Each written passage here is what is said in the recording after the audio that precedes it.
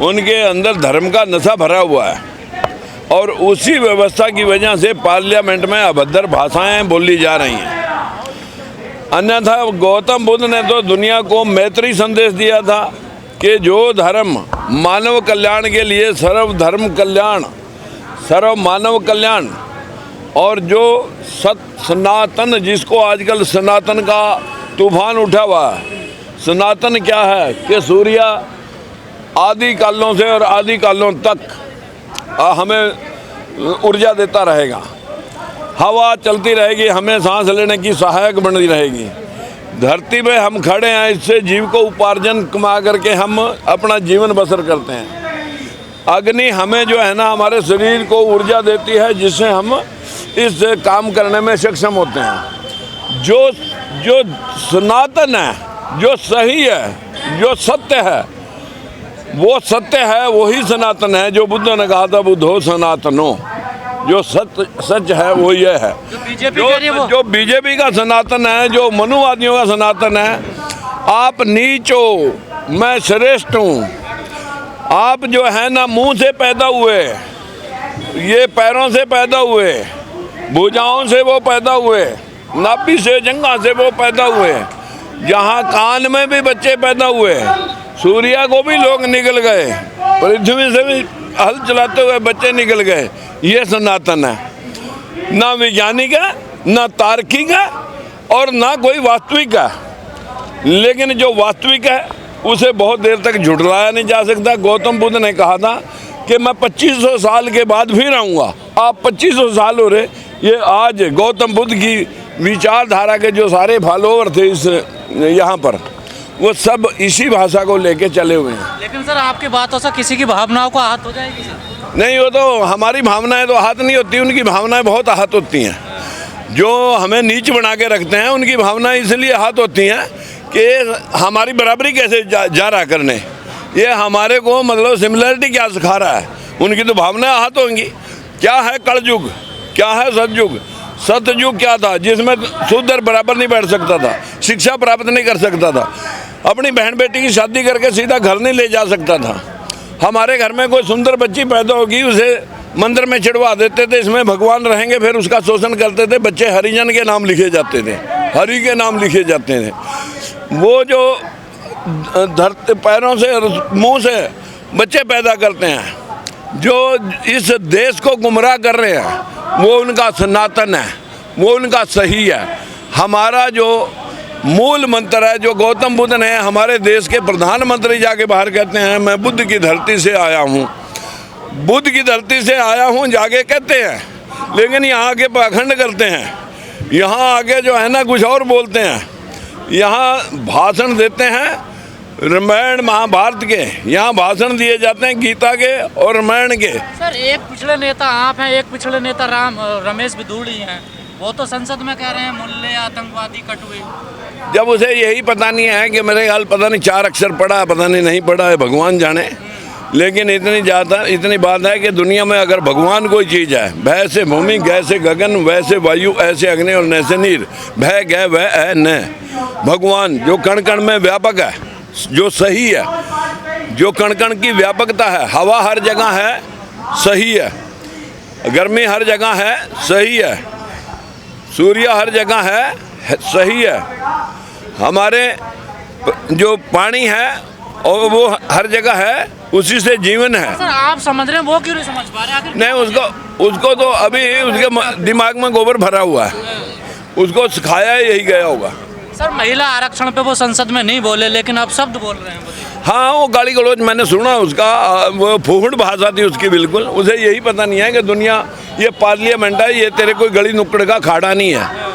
तो मेरा इतना ही कहना है। बीजेपी सांसद कह रहे हैं उनको गुस्सा दिलाया गया, इसलिए वो बोल गए ऐसा। हाँ, बीजेपी सांसदों ने गुस्सा तो उन्हीं ने दिलवाया होगा, जो इस देश को नफरत के बाजार में गर्म कर रहे हैं और एक दूसरे के लिए बीज बो रहे हैं कि इस देश का नाश हो जाए। जब मुगलों का राज था तब कोई मनुवादी बोला नहीं, 1040 साल मुगलों ने राज किया। लेकिन जैसे ही अंग्रेजों ने निचले तबके को शिक्षा देकर के संविधान सभा में भेजने की बात आई, तो तभी ब्राह्मणों को कि ये तेलित मोली भटकुण भट्ट, ये कौन कह रहा, बाल गंगाधर तिलक कह रहा ये जाके अपना हल चलाए, ये पार्लियामेंट में जाके क्या करें, यही तो पीड़ा है। सत्य के साथ खड़ा होना, सच को स्वीकारना, सच को मानना ही इस संस्था का मुख्य उद्देश्य रहा है। सामाजिक परिवर्तन के महानायक ज्योतिबा फुले जी ने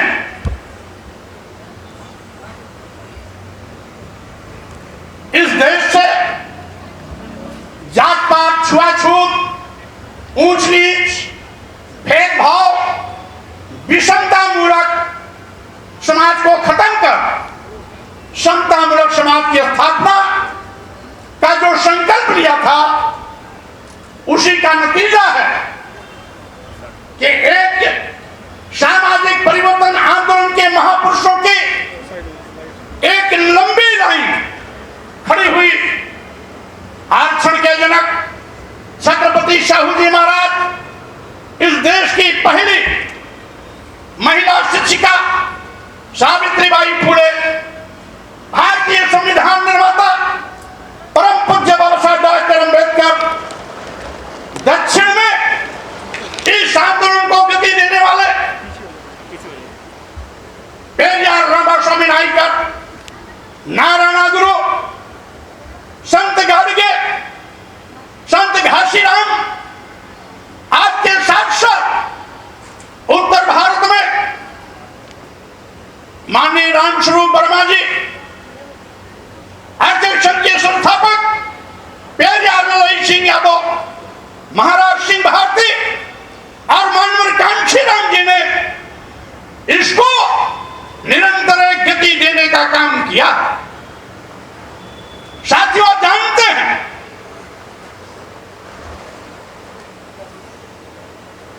धर्म के ठेकेदारों ने हमें जाति पाति, छुआछूत, ऊंच नीच, भेदभाव का शिकार बनाकर हमें हजारों साल से धन, धरती, शिक्षा, सम्मान से वंचित करने का पाप किया था।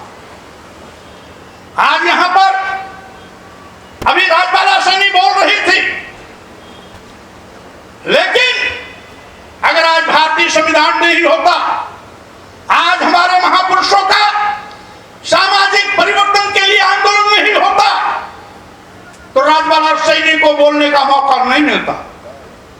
हम लोग यहां पर खड़े हैं, बोल रहे हैं, ये भी देश हमारे सामाजिक परिवर्तन महापुरुष, सामाजिक परिवर्तन के महापुरुषों पूर्व मंत्री भाई राजकुमार सैनी जी, जो आज की इस कार्यक्रम की अध्यक्षता कर रहे हैं, और साथ ही साथ हम सबके बीच में मौजूद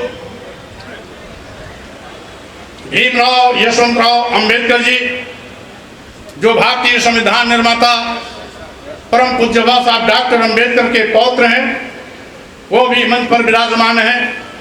इसी के साथ ही साथ हमारे बीच में उपस्थित हमारे सम्मानित सांसद सरनिया जी, सरदार गुरदयाल जी, एडवोकेट महमूद प्राचार्य जी, सुनील सरदार जी, अरविंद माली जी, और साथ ही साथ इस आयोजन मंडल के हमारे बहुत ही जागरूक साथी, जो लगातार सामाजिक परिवर्तन के महानायक ज्योतिबा फुले जी, सावित्रीबाई फुले जी, भारतीय संविधान निर्माता परम पूज्य बाबा साहब डॉक्टर अम्बेडकर जी के सामाजिक परिवर्तन आंदोलन को निरंतर गति देने का काम कर रहे हैं। भाई प्रकाश मौर्य जी, राजेंद्र सिंह यादव जी, राजबाला सैनी जी, पुष्पा वर्मा जी, हुकुम सिंह जी, वेद प्रकाश जी, और इसी के साथ ही साथ जी के सेन जी, डॉक्टर ज्ञानेश्वर गोरे जी, और मंच पर विराजमान हमारे सम्मानित पूज्य भंते सुमित रत्न जी, अन्य उपस्थित सम्मानित भिक्षुगण, और साथ ही साथ मंच पर बैठे हुए हमारे सभी सम्मानित नेता साथियों,